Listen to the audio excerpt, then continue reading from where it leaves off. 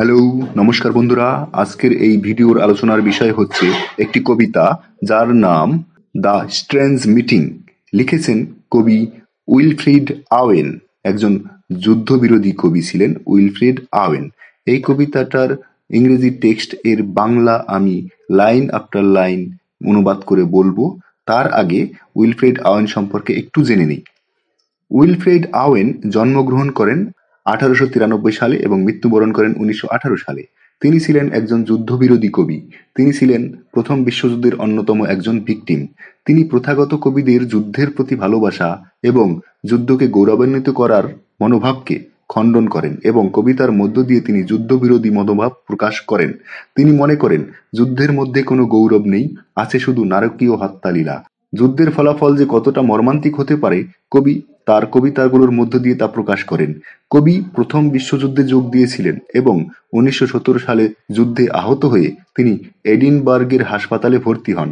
সেই হাসপাতালে তিনি সিগফ্রিড স্যাসুনের সঙ্গে সাক্ষাৎ পান। তখন সিগফ্রিড স্যাসুন তাকে অনুরোধ করেন যুদ্ধের ভয়াবহ অভিজ্ঞতার উপর কবিতা লেখার জন্য। 1918 সালে তার মৃত্যুর পর সিগফ্রিড স্যাসুন তার কবিতাগুলোকে একত্রিত করেন এবং 1920 সালে প্রকাশ করেন। এই কবিতাতে কবির সাথে একজন জার্মান সৈনিকের দেখা হয় একটি টানেলের মধ্যে। কবি ছিলেন একজন ইংরেজ সৈনিক। এই দুই সৈনিকের মধ্যে কথোপকথন এই কবিতার মধ্য দিয়ে ব্যক্ত হয়েছে। অবশেষে দেখা যায় জার্মান সৈনিকটি ছিলেন সেই সৈনিক কবি যাকে আগের দিন নিজের হাতে হত্যা করেছিলেন। কবিতাতে মোট 44টি লাইন আছে 4টি স্ট্যান্জার মধ্যে। এই 44টি লাইনের মধ্যে 14টি লাইন কবির উক্তি এবং বাকি 30টি লাইন মৃত জার্মান সৈনিকের উক্তি। বন্ধুরা, এবার চলুন আমরা টেক্সট এর বাংলা অনুবাদ লাইন আফটার লাইন দেখে নেই। এইভাবে শুরু হচ্ছে টেক্সটটা। প্রথম স্ট্যান্জা, ইট সিমড দ্যাট, এমন মনে হচ্ছিল যে, out of the battle I escaped, আমি যুদ্ধক্ষেত্র থেকে পালিয়ে এসেছি। ডাউন সাম প্রোফাউন্ড ডাল টানেল, অনেক আগের খোদাই করা এক গভীর অন্ধকারময় টানেলের মধ্যে আমি এসে গেছি। লং সিন্স স্কুপড, যেটা অনেক আগে খোদাই করা ছিল সেই টানেলের মধ্যে আমি এসে গেছি।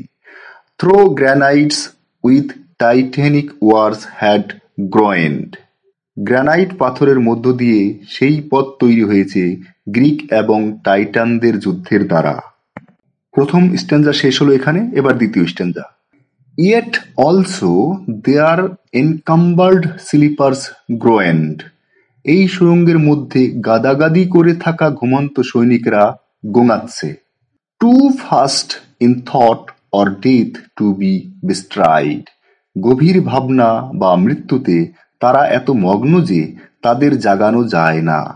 দেন অ্যাজ আই প্রুভড দেম, তারপর আমি যখন তাদের পরীক্ষা করলাম, ওয়ান স্প্র্যাং আপ, একজন লাফিয়ে উঠল, অ্যান্ড স্টেয়ার্ড, এবং লাফিয়ে উঠে আমার দিকে এক দৃষ্টিতে তাকিয়ে রইল। With piteous recognition in fixed eyes, স্থির চোখে করুণ দৃষ্টিতে যেন সে আমায় চিনে ফেলেছে।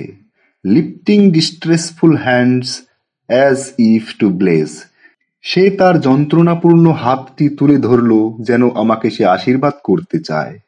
অ্যান্ড বাই হিজ স্মাইল, এবং তার হাসির দ্বারা, হাসির থেকে, আই নিউ দ্যাট সালেন হল, আমি বুঝলাম স্থানটি বিষণ্ণতায় পূর্ণ। By his dead smile I knew we stood in hell, তার বিবর্ণ হাসি আমায় বুঝিয়ে দিল সেই স্থানটি হচ্ছে নরক। এখানে দ্বিতীয় স্ট্যান্জা শেষ হলো। এবার দেখি আমরা তৃতীয় stanza. With a thousand fears that vision's face was grained, German সৈনিকদের মুখে শত শত ভয়ের যন্ত্রণার চিহ্ন ফুটে উঠেছিল। Yet no blood reached there from the upper ground, যদিও উপরের যুদ্ধক্ষেত্র থেকে কোনো রক্তের ফোঁটা এই টানেলের মধ্যে আসছিল না। And no guns thumped or down the flues made moan, এবং সুরঙ্গের ফাটল দিয়ে কোনো বন্দুকের শব্দ এখানে আসছে না। স্ট্রেঞ্জ ফ্রেন্ড আই সেইড, হে অচেনা বন্ধু, আমি বললাম। Here is no cause to mourn, এখানে বিলাপ করার কোনো কারণ নেই। নান সেইড দ্য আদার, সেই অন্য একজন সৈনিক যিনি লাফিয়ে উঠেছিল সে বলল, কোনোই কি কারণ নেই?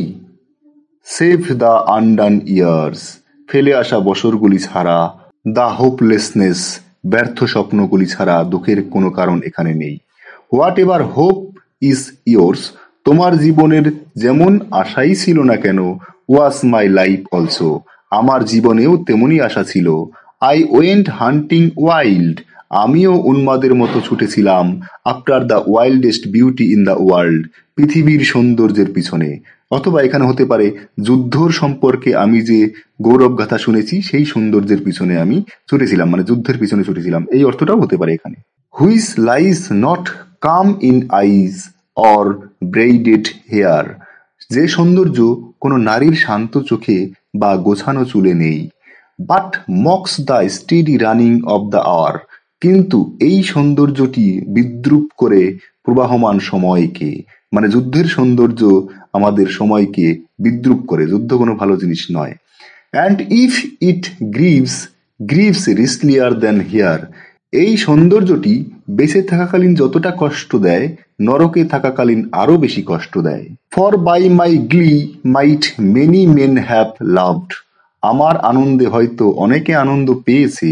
And of my weeping something had been left, আমার যুদ্ধক্ষেত্রের কষ্টটা যা আমি পেয়েছিলাম তার কিছুটা হয়তো এখনো পৃথিবীতে রয়ে গেছে। হুইচ মাস্ট ডাই নাও, যা এখন শেষ হয়ে গেছে এই মৃত্যুর মধ্য দিয়ে। I mean the truth untold, আমি মনে করি যুদ্ধের সত্যিকারের বিভীষিকার কথা কাউকে বলা হয়নি। The pity of war, the pity war distilled, যুদ্ধের করুণতা হলো যুদ্ধের মূল সারমর্ম। Now men will go content with what we spoiled, আমরা যতটা ধ্বংসলীলা চালিয়ে এসেছি এতে হয়তো মানুষেরা সন্তুষ্ট হবে। Or discontent boiled body and be spilled, অথবা অসন্তুষ্ট হয়ে রেগে গিয়ে তারা হয়তো আরো রক্তক্ষয় যুদ্ধ চালিয়ে যাবে।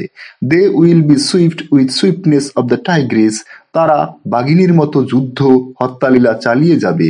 None will break rank though nations trek from progress, যুদ্ধ অনুরাগীরা তাদের লক্ষ্য থেকে পিছু হটবে না, যদিও দেশের অগ্রগতি পিছিয়ে পড়বে তাতে তাদের কিছু যায় আসে না, যুদ্ধবাদীরা যুদ্ধ চালিয়েই যাবে।